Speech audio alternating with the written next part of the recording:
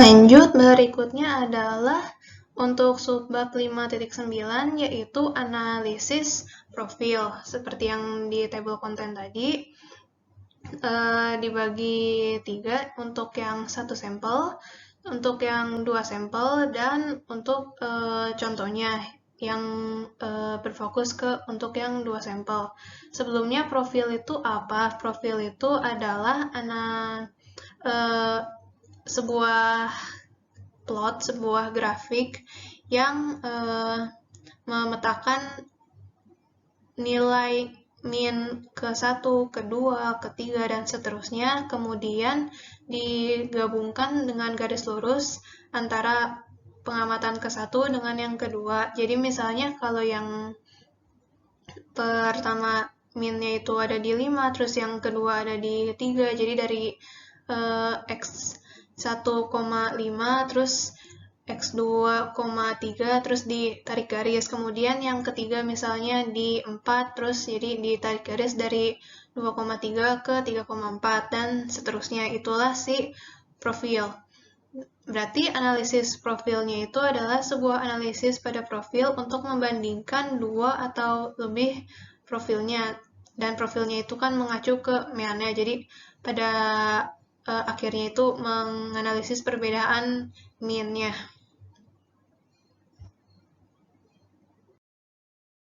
Pertama untuk yang 1 sampel, tadi yang dijelaskan singkas, jadi misalnya yang pertama itu, ini misalnya nilainya 1, terus yang kedua bernilai 3, jadi dari yang pertama ke yang kedua, di ketinggian 3 ini ditarik garis lurus. Terus yang ketiga misalnya ini bernilai 2, jadi dari ketinggian 3 menurun ke nilai 2. Terus yang terakhir ini ada yang keempat nilainya misalnya 5. Jadi dari ketinggian ketiga ditarik garis ke ketinggian 5. Ini yang dinamakan dengan profil. Jadi gambar di samping itu merupakan plot dari vektor mu, yaitu plot dari 1,mu1, 1,mu2, terus sampai P dengan mu ke P, dan menghubungkan titik-titiknya dengan garis lurus.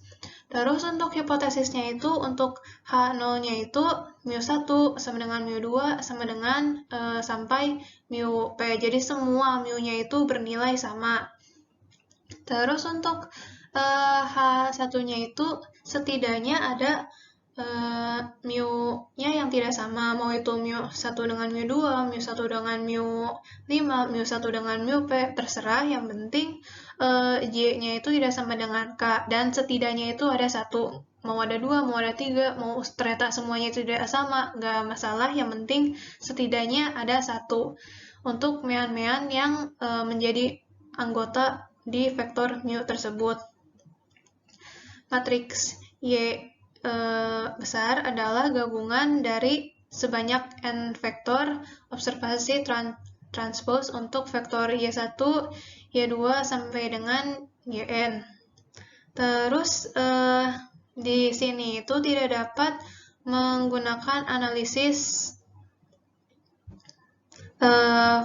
varians univariat atau ANOVA univariat untuk menguji H0 karena kolom pada Y matriks Y itu tidak saling independen.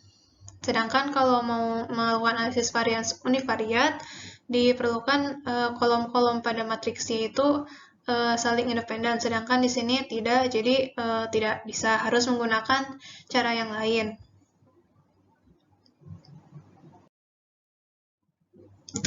Nah, pertama, untuk pendekatan yang memperbolehkan variansinya itu saling berkorelasi seperti yang kita miliki, H0-nya itu dinyatakan sebagai persamaan satu ini. Jadi, mu1 dikurang mu2 sama dengan 0, mu2 dikurang mu3 sama dengan 0, mu3 dikurang mu4 sama dengan 0, dan seterusnya sampai mu P-1 dikurang mu P sama dengan 0. Semuanya itu nilainya 0 dirangkum pada sebuah vektor. Jadi vektor yang memuat selisih mu-mu-nya sama dengan vektor 0.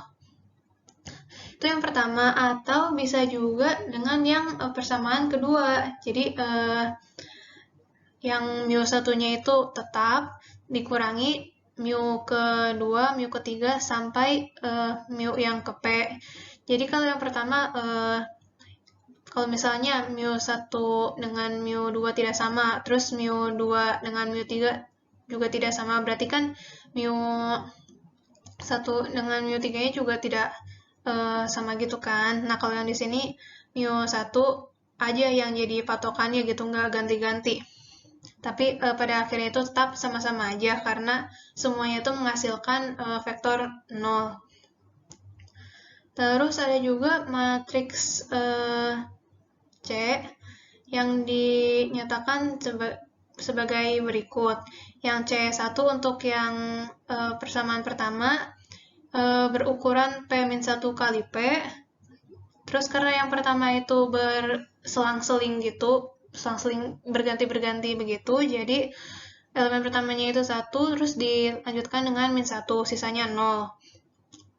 Untuk yang berikutnya itu dimulai dengan 0, baru 1, dan -1, sisanya 0. Untuk yang nanti ke baris ketiganya juga 0, 0, baru 1, -1, sisanya 0.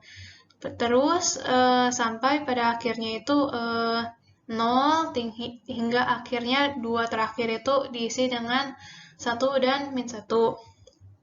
Untuk C2 serupa, tapi yang pertamanya itu diisi dengan 1 semua, terus -1-nya itu bergerak dari yang posisi kedua, posisi ketiga, terus sampai ke yang P. Jadi secara umum matriks C apapun, asalkan dia berukuran P-1 kali P, dengan rank-nya itu P-1 dan C dikali J-nya itu menghasilkan matriks 0, bentuknya apapun itu bisa digunakan untuk menjadi hipotesis H0, yaitu matriks C dikali vektor mu sama dengan vektor 0. Mau misalnya yang fixnya itu mu 2, mu 3, mu P, jadi yang diisikan satunya itu di yang terakhir atau yang kedua, itu sama aja asalkan si syaratnya ini terpenuhi. Matriks C-nya itu berukuran P-1 kali P, rank-nya P-1, dan matriks C kali J-nya itu sama dengan 0. Terus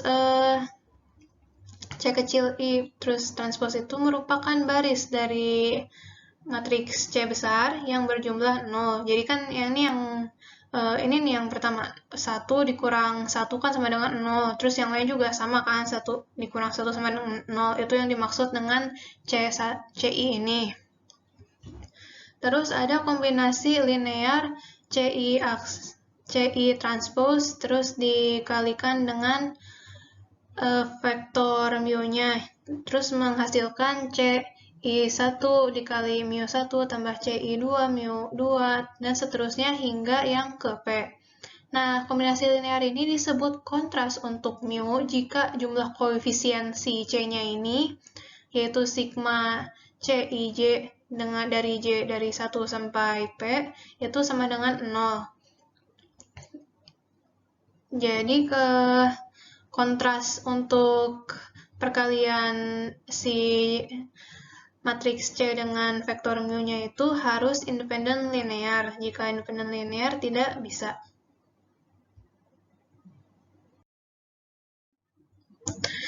Nah, untuk perhitungannya itu dilakukan transformasi untuk setiap YI dari I-nya itu sama dengan 1 hingga N menjadi vektor ZI yang didefinisikan sebagai si matriks C yang dipilih, entah mau matriks C apa yang dipilih, dikalikan dengan vektor YI.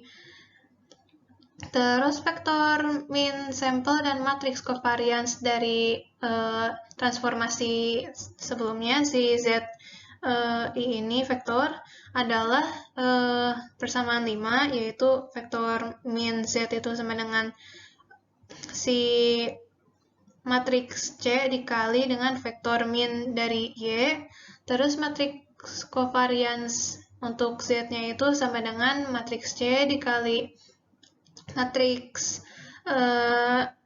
variansnya itu sebelumnya dari Y dikali matriks C lagi, tapi sekali ini ditranspos. Ini ada pada persamaan ke-6. Terus jika matriks Y sebelumnya itu adalah berdistribusi normal P dengan min-nya itu sama dengan vektor mu dan variansinya itu sama dengan matriks covariance, dengan properti yang ada di bagian 4.2 nomor 1B, berarti si vektor Z-nya itu akan berdistribusi normal P-1 dengan min-nya itu C dikali mu, terus si variansinya juga C dikali sigma dikali C transpose.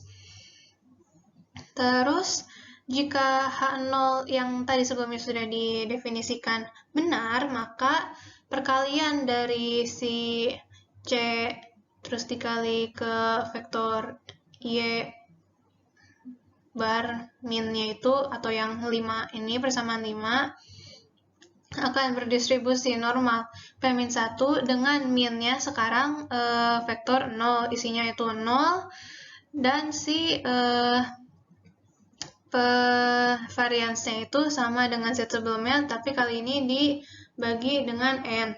Dan persamaan 7, yaitu si T-Holdings kuadratnya itu, yang dijabarkan di sebelah kiri ini, akan berdistribusi T kuadrat dengan derajat bebas P-1 dan N-1. H0-nya itu ditolak jika T kuadrat hitungnya itu lebih besar daripada T kuadrat tabel dengan alfa yang dipilih, dan P-1, N-1.